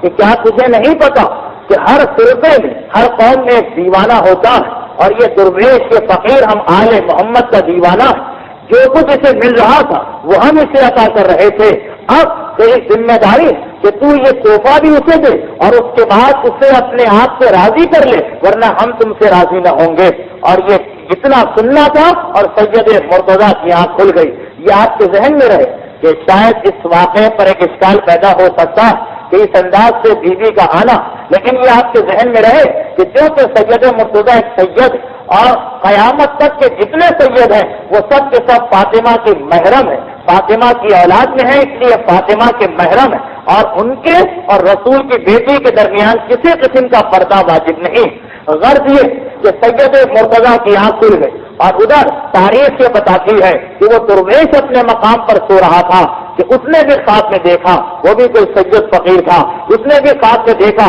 کہ فاطمہ اس کے خواب میں بھی آئی اور آنے کے بعد کہا کہ تو کہ آل محمد کا دیوانہ، اس لیے وہ قندیل ہم نے تجھے بخشی اور ساتھ ساتھ یہ یاد رکھ کہ کل میرا بیٹا سید مرتضیٰ تیرے پاس آنے والا ہے اور تجھے وہ اپنے سے راضی کرنا چاہے گا، جو کچھ تیرا دل چاہتا ہے مانگ لے، جتنا تو طلب کرنا چاہتا ہے طلب کر لے اور بعد میں اس سے راضی ہو جا۔ اگلا دن آیا، سید مرتضیٰ اس فقیر کی تلاش میں نکلے، آخر وہ فقیر سید مرتضیٰ کو مل گیا۔ سید مرتضیٰ قریب پہنچے، قریب پہنچنے کے بعد کہا کہ اے درویش، میں یہ چاہتا ہوں کہ تم مجھ سے راضی ہو جا، بتا کہ کس صورت میں تم مجھ سے راضی ہوگا۔ درویش نے بہت بڑی رقم کا مطالبہ کر دیا، لیکن جیسا کہ میں نے بتایا کہ سید مرتضیٰ اپنے زمانے کے مالدار ترین شخص تھے اور علماء لکھتے ہیں کہ یہ سید مرتضیٰ ان لوگوں میں سے ایک تھے جن کے بارے میں امام نے اسحاق ابن عمار کو روایت سنائی تھی کہ بعض اوقات ایسا ہوتا ہے کہ یجمعہم اللہ جمع کر دیتا ہے لاقوام، کسی قوم کے لیے دونوں باتیں، یعنی دنیا والآخرہ، کسی قوم کو خدا دنیا بھی دے دیتا ہے اور آخرت بھی عطا کر دیتا ہے۔ تو سید مرتضیٰ بھی ایسے ہی لوگوں میں تھے جنہیں خدا نے دنیا بھی دی تھی اور آخرت کو خیر کی ہی ان کی۔ چنانچہ جتنا اس نے مطالبہ کیا وہ مطالبہ سید مرتضیٰ نے اس کا پورا کیا اور اس کے بعد فقیر کہنے لگا کہ اے شخص، جو تیرے ساتھ میں آئی تھی وہی میرے ساتھ بھی آئی تھی اور مجھے حکم دے گئی تھی کہ میں تجھ سے راضی ہو جاؤں، اس لیے اب میں تجھ سے راضی ہو رہا ہوں۔ تو اندازہ کریں، اس واقعے سے آپ کو اندازہ ہو جائے گا کہ کس انداز سے یہ علماء اعلام، یہ مجتہدین کرام، یہ مراجع اعظام، یہ نائبان امام، یہ حاکم شریعت کہ جنہوں نے دین کو ہم تک پہنچایا، کتنا بلند مقام رکھتے ہیں یہ معصوم کی بارگاہ میں، کتنا اونچا مرتبہ ہے ان کا معصوم کی بارگاہ میں، اور کتنی انہوں نے ریاضتیں، عبادتیں، محنتیں اور اسلام کو پھیلانے کی کوششیں کی ہوں گی کہ معصوم اور معصومہ اس انداز سے ان کی مدد کے لیے آتے ہیں، اس انداز سے ان کی غلطیوں کی اصلاح کے لیے آتے ہیں، اس انداز سے بار بار ان کی طرف سے دوسروں کو حکم دیتے ہیں کہ راضی ہو جاؤ۔ تو اندازہ کریں کہ کتنا بلند مقام ہے مجتہدین کرام کا، اور وہی سلسلہ اجتہاد آج تک چل رہا ہے جو سید مرتضیٰ کے زمانے میں تھا وہی آج کے زمانے میں تھا۔ غرض یہ واقعات تو سید مرتضیٰ کے بے انتہا ہیں، لیکن جو کہ مجھے وقت کی قلت اور کمی کا احساس ہے اس لیے مزید تفصیل میں نہیں جا سکتا۔ تو غرض یہ کہ سید مرتضیٰ اور سید رضی جو اپنے زمانے نہ صرف یہ کہ مجتہدین کی فہرست میں شامل تھے بلکہ ساتھ ساتھ نقیب آل ابی طالب بھی تھے اور امیر حج اور زیارت بھی تھے، یہ ایک عہدہ تھا۔ عباس خلافت کے زمانے میں نقیب ایک عہدے کا نام ہے. نقیب اس آدمی کو کہتے ہیں جس کی ذمہ داری یہ تھی کہ سادات کی نسل کو خراب ہونے سے بچائے, کسی غیر سید کو سید نہ بننے دے. کوئی غیر سید اگر اپنے شجرے کو بدلنا چاہے اس کی ذمہ داری ہوتی تھی, اس کو پورے شجرے یاد رہتے تھے کہ کوئی غیر سید نہ بن جائے. اس کی ذمہ داری ہوتی تھی نسل آل ابی طالب کو محفوظ کرنا, اور اس کے علاوہ سادات کے جتنے جھگڑے ہوتے تھے وہ سب وہ طے کیا کرتا تھا. آپس کے اختلافات, اگر کہیں حد کو جاری کرنا ہے, کہیں کسی کو سزا دینا ہے, تو یہ عہدہ پہلے سید مرتضیٰ کے والد کے پاس تھا. ان کے انتقال کے بعد ان کے چھوٹے بھائی سید رضی کو ملا, اور ان کے انتقال کے بعد 30 سال تک سید مرتضیٰ کے پاس یہ عہدہ رہا. اور اس کے بعد 25 ربیع الاول سن 436 ہجری کا دن آیا کہ جب سید مرتضیٰ 80 سال اور کچھ دن کی عمر کے بعد اس دنیا سے رخصت ہو گئے. سید مرتضیٰ کا ایک لقب ابو الثمانین یا ثمانینی بھی ہے, یعنی 80 والے. ابو الثمانین یعنی 80 والے, کیونکہ سید مرتضیٰ کے بارے میں کہا جاتا کہ سید مرتضیٰ نے 80,000 کتابیں یا خود لکھی یا انہوں نے یاد کی یا لوگوں نے ان کے سامنے ان کو پڑھ کے سنائی. 80,000 کتابیں, اور ان کی عمر بھی 80 سال تھی. اور پھر انہوں نے جتنی چیزیں اپنے مرنے کے بعد چھوڑی ہیں سب 80 تھی. 80 مکان, 80 جانور, 80 غلام, 80 کنیزیں, جتنی بھی انہوں نے چیزیں چھوڑی سب کی تعداد 80 تھی. اس لیے ان کا ایک لقب ابو الثمانین یعنی 80 والا, یہ بھی ان کا ایک لقب ہے. تو 80 سال اور چند ماہ کی عمر کے بعد 25 ربیع الاول سن 436 ہجری کو سید مرتضیٰ, جنہیں کبھی معصوم امام نے اپنا بیٹا کہا, کبھی معصومہ نے اپنا بیٹا قرار دیا, اس دنیا سے رخصت ہوئے. اور جیسا کہ میں نے بیان کیا کہ شیخ نجاشی, ابو علی اور سلار ابن عبدالعزیز نے اپنے ہاتھوں سے غسل و کفن دیا. سید مرتضیٰ کے بیٹے نے نماز جنازہ پڑھائی. ابتدائی طور پر انہیں اپنے گھر میں سپرد خاص کیا گیا, پھر وہاں سے کاظمین کی جانب منتقل کیا گیا, اور آخر میں انہیں کربلا معلیہ کی جانب منتقل کر کے اسی مقام پہ دفن کیا گیا جہاں ان کے والد اور ان کے چھوٹے بھائی سید رضی کی قبر موجود تھی. اس کے ساتھ ہی یہ گفتگو ختم ہوئی. کچھ مسائل کا وقت ہے, اور یہ اعلان بھی کہ آئندہ ہماری تقریر کا موضوع ہوگا شیخ ابو جعفر طوسی. میں پھر یہ واضح کر دوں کہ اگرچہ علماء کے حالات میں ایک ترتیب سے بیان کر رہا ہوں, لیکن شیخ مفید کا سلسلہ, ان کے ذکر کا سلسلہ میں نے چند مصلحتوں کی بنا پر ترک کر دیا. اور وہ مصلحتیں وہی ہیں کہ جو موجودہ حالات پیش آئے گزشتہ ایک ہفتے یا 10 دن کے اندر. اور شیخ مفید نے کیونکہ اپنے دور میں سب سے زیادہ مناظرے کیے, شیخ مفید کا عظیم ترین کارنامہ ان کے مناظرے, اس لیے بڑا اہم اور جذباتی موضوع ہے, اور فی الحال اسے بیان کرنا مصلحت وقت کے اور مصلحت شریعت کے خلاف ہے. تو یہ سلسلہ ترتیب سے چلے گا. شیخ مفید کو چھوڑ کر 3 یا 4 ہفتوں کے بعد جب موقع اور محل مناسب ہوگا تو دوبارہ شیخ مفید کا ذکر کیا جائے گا. گفتگو کے اختتام اور مسائل فقہ کے آغاز کے درمیان ایک مرتبہ درود بھیج محمد والے.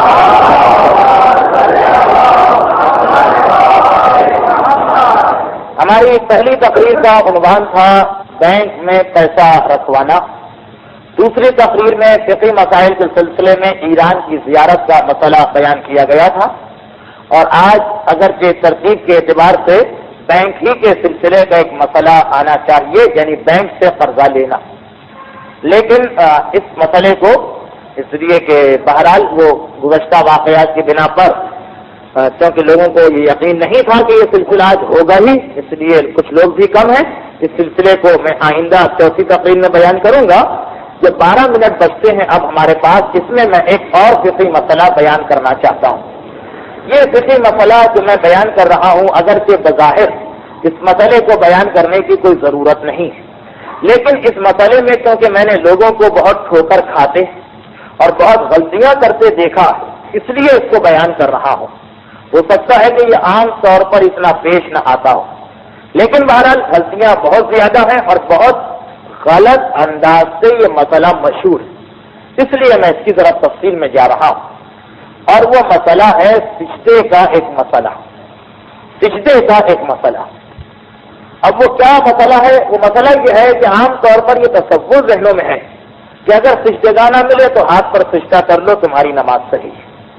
یہ اتنا مشہور ہے یہ مسئلہ کہ ہر شخص کو وہ نماز نہ بھی پڑھتا ہو یہ مسئلہ معلوم ہے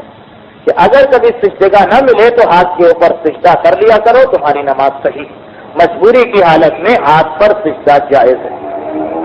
اب بات اپنی جگہ صحیح تھی، لیکن اس کو بالکل غلط انداز میں سمجھا گیا اور غلط انداز میں اس سے عمل کیا جا رہا ہے۔ کم از کم میں تو یہ کہہ سکتا ہوں کہ شاید ہی کبھی کسی کو ہاتھ پر سجدہ کرنے کی اجازت شریعت دی۔ وہ جو مسئلہ ہے کہ مجبوری کی حالت میں ہاتھ پہ سجدہ کرو، تو شاید ہی کبھی ایسی مجبوری کسی کو پیش آ جائے کہ وہ ہاتھ پہ سجدہ کرے۔ وہ زیادہ سے زیادہ منزل ہو سکتی ہے تحیے کی منزل، جان کا یا مال کا یا عزت کا خوف ہے، اس میں بھی یہ ہاتھ پہ سجدہ کرنا کی، ہاتھ پہ سجدے کی اجازت نہیں مل سکتی۔ تو میرے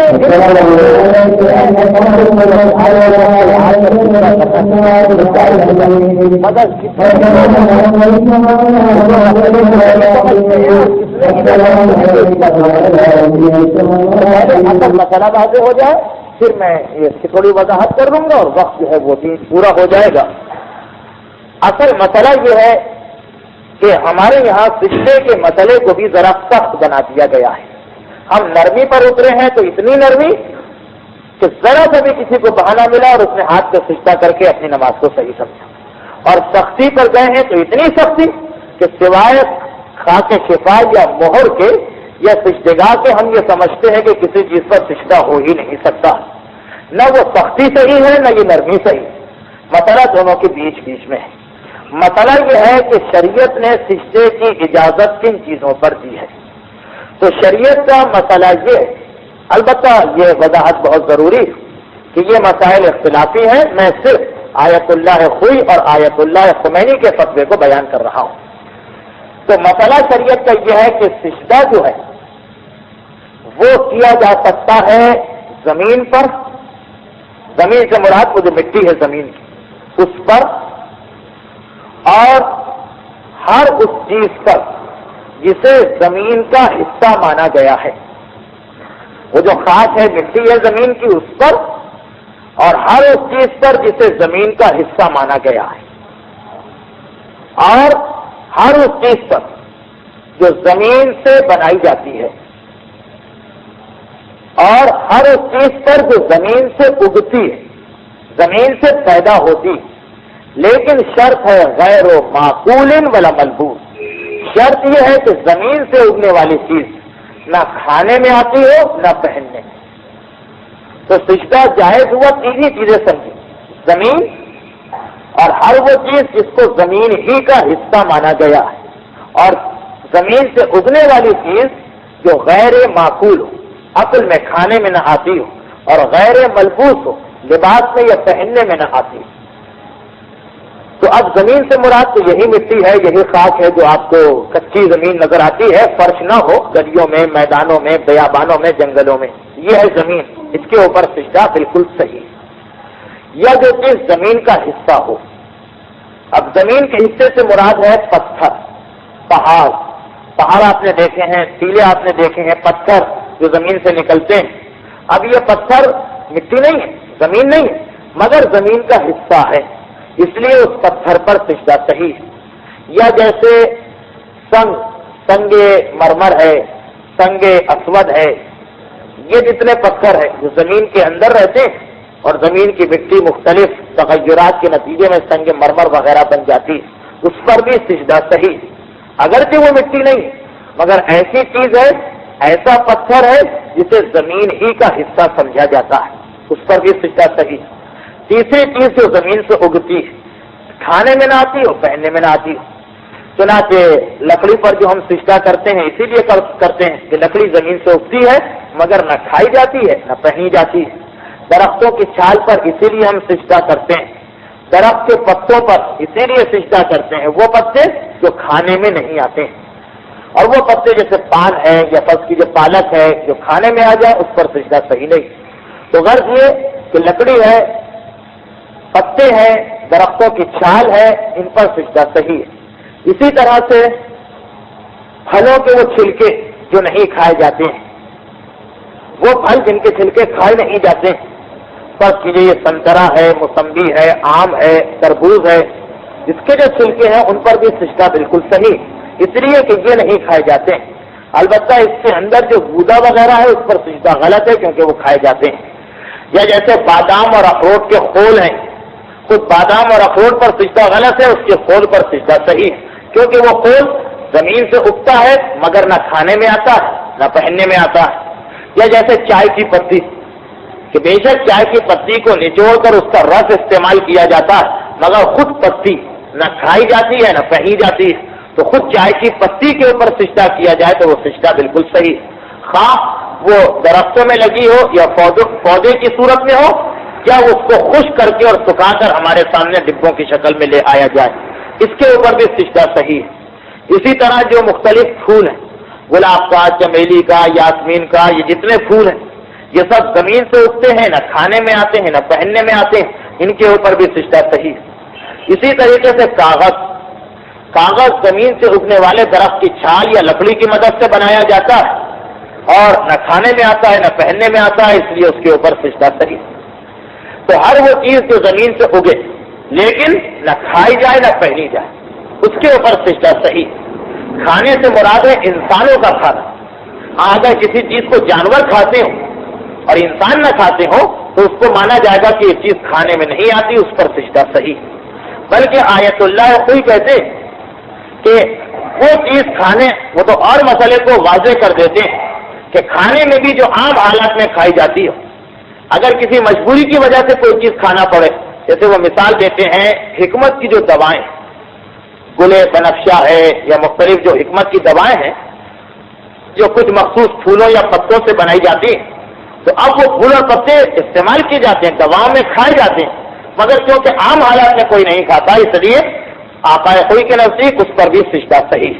البتہ آقا خمینی منع کرتے ہیں اور کہتے ہیں کہ وہ پتے جو کھائے جاتے ہیں خاص دوا کے طور پر ہی کیوں نہ کھائے جائیں، ان پر بھی سجدہ غلط ہے۔ یہ مسئلہ ہو گیا۔ اب اس کے بعد آئیے ہمارے اپنے مسئلے پر کہ ہاتھ پر سجدہ کیسے صحیح۔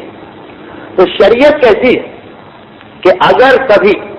ان چیزوں پر سجدہ کرنا ممکن نہ ہو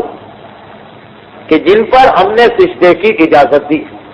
چلیں میں مسئلہ اور واضح کر دوں، ایک بات رہ گئی، مجھے پتہ نہیں کہ آیت اللہ خمینی کا کیا فتویٰ ہے، یعنی معلوم تو ہے لیکن اس وقت ذہن میں نہیں۔ آیت اللہ خوئی کا فتویٰ مجھے معلوم ہے کہ سیمنٹ کے فرش پر بھی سجدہ صحیح ہے اگر اوپر سے رنگ نہ کیا گیا، اور موزیک کے فرش پر بھی سجدہ صحیح، موزیک کا فرش ہے اس پر بھی سجدہ بالکل صحیح ہے، اور اگر سیمنٹ کا فرش ہے اس پر وہ کوئی سرخ رنگ یا کوئی اور اوپر سے رنگ کی تہنا چڑھائی گئی تو سیمنٹ کے فرش پر بھی سجدہ صحیح۔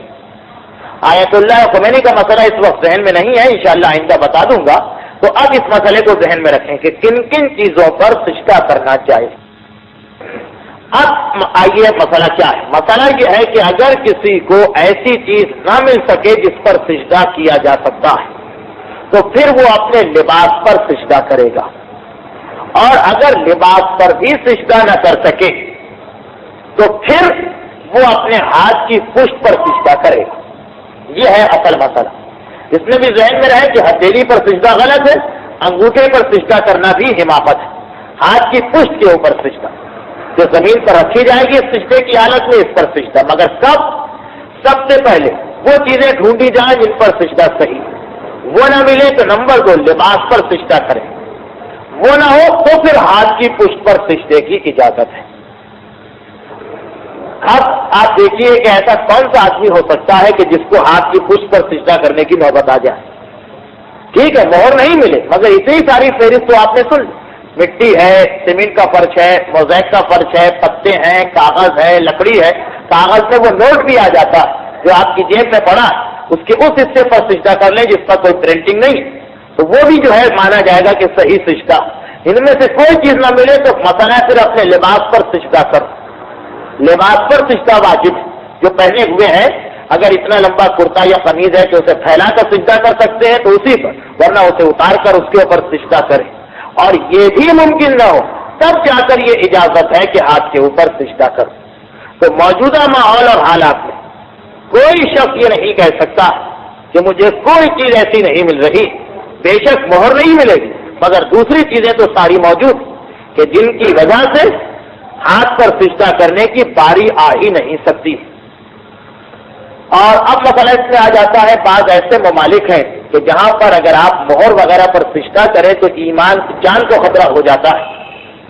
وہاں پر یہ ہے کہ اب کیا کریں, مہر لا نہیں سکتے, کاغذ نہیں رکھ سکتے, پتہ نہیں رکھ سکتے, جان کو خطرہ ہو جائے گا. تو وہاں پر جہاں جان پر خطرے کی بات آ جائے, ایمان کو چھپانا ضروری ہو, تو وہاں پر ہاتھ پر سجدہ کرنا بھی صحیح نہیں. وہاں پر حکم ہے کہ جو چیز سامنے ہو چاہے وہ قالین ہی کیوں نہ, اس کے اوپر سجدہ کرو.